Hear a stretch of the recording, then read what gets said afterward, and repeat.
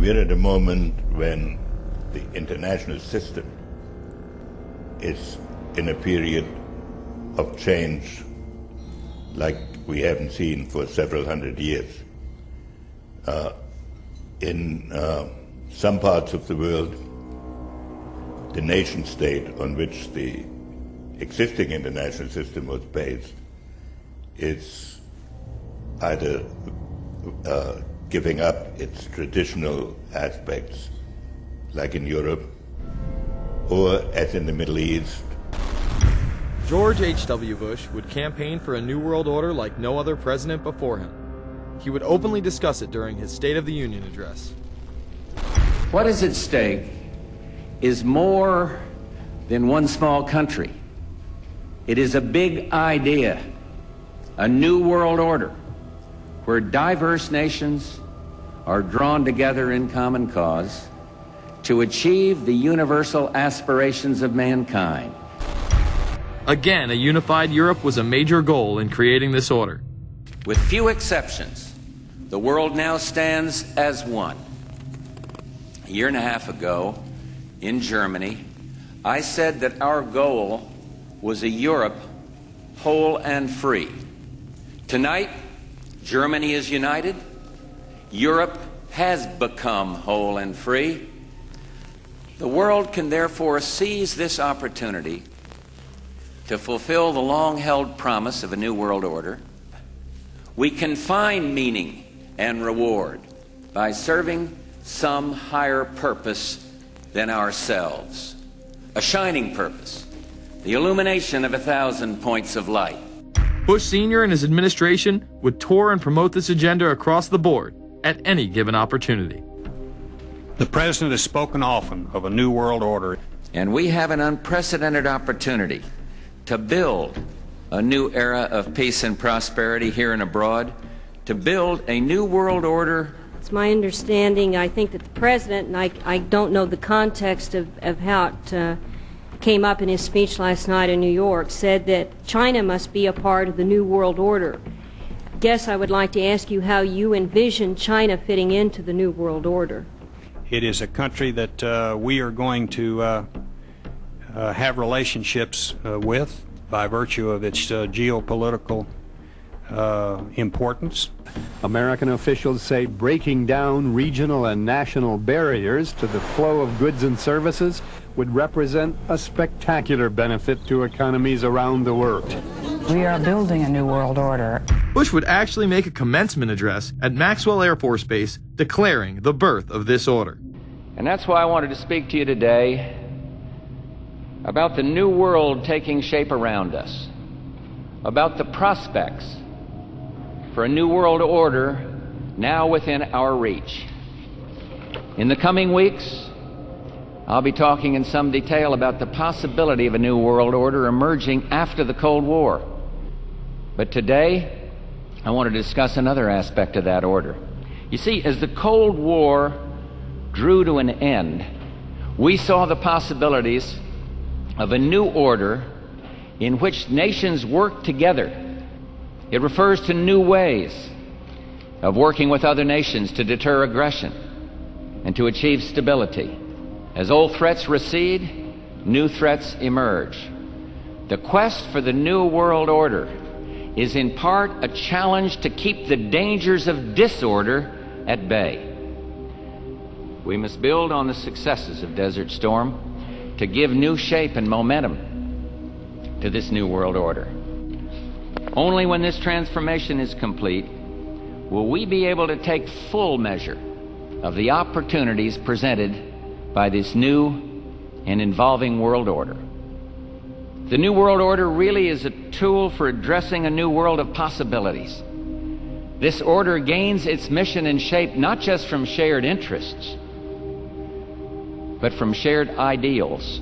After the Gulf War had ended, Bush was so obsessed with the idea of a new world order that he had a series of Glocks imprinted with the term that he would give to members of his administration, including Colin Powell, Brent Scowcroft, Dick Cheney, and General Norman Schwarzkopf. Cheney would even approve policy papers regarding the New World Order. Defense Secretary Dick Cheney has approved a revised draft of a policy document on the New World Order. The Pentagon is backing off a controversial earlier draft and has abandoned a one superpower strategy. The final document puts more emphasis on international alliances and organizations. This would become an unprecedented time period for people all over the globe to discuss at length what the New World Order meant to them. People within the media. Does anybody want to talk about the New World Order? Is there a New World Order out there, or is this a vision that exists in the... He does have his vision, there's no doubt about that. But does that exist in the president's mind, or does it exist out there in reality? This president sees this episode as the first test case, as the first example for the New World Order he is trying to organize. Some people have called it the New World Disorder, and there's a lot of truth to that.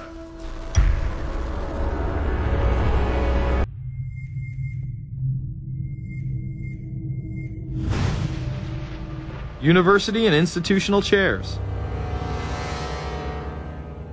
I mean, we're talking a New World Order at Georgetown.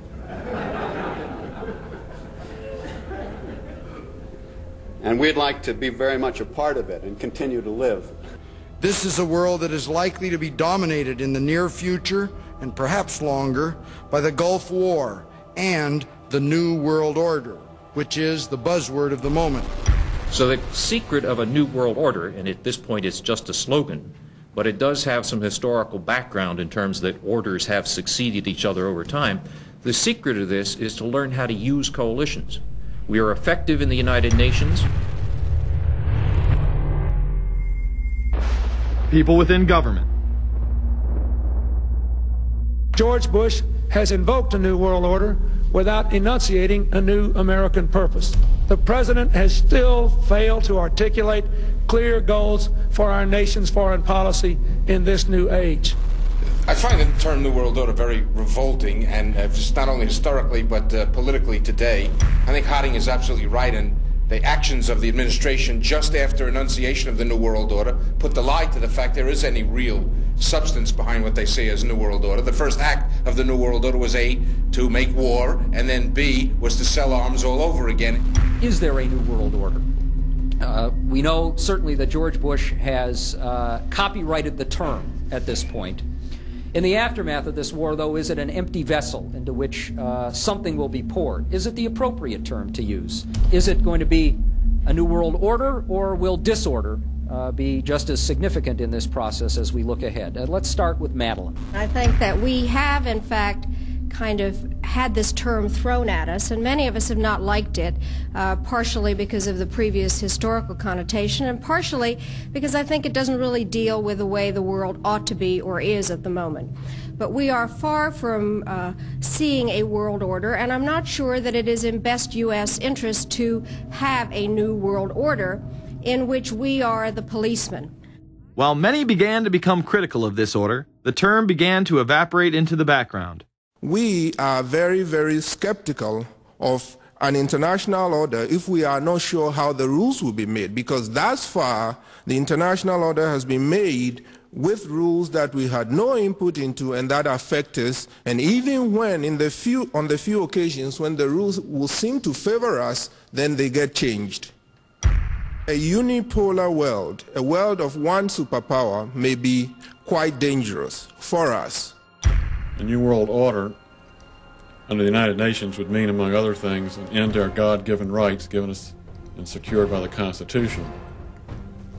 The New World Order, which now has been called by some the New World Disorder, and by some people on the more liberal persuasion, the taking over of the world by the Council on Foreign Relations, the Trilateral Commission, and the UN to put us all in slavery. But what are these organizations? Who founded them? And what are the stated goals of each? Before we begin with the Council on Foreign Relations, let's delve further into history to understand roundtable groups and their origins. Its roots go way, way back in history, and they go back to the formation of a secret society, a secret organization that was created by Cecil Rhodes, a very powerful and very wealthy individual. And people have heard about him in history, and they know about the Rhodes Scholarship, And they think, well, isn't that nice? They don't understand at all what that's all about. Cecil Rhodes, when he died, left his great fortune not to his family, not to his heirs, but for the creation of a secret society.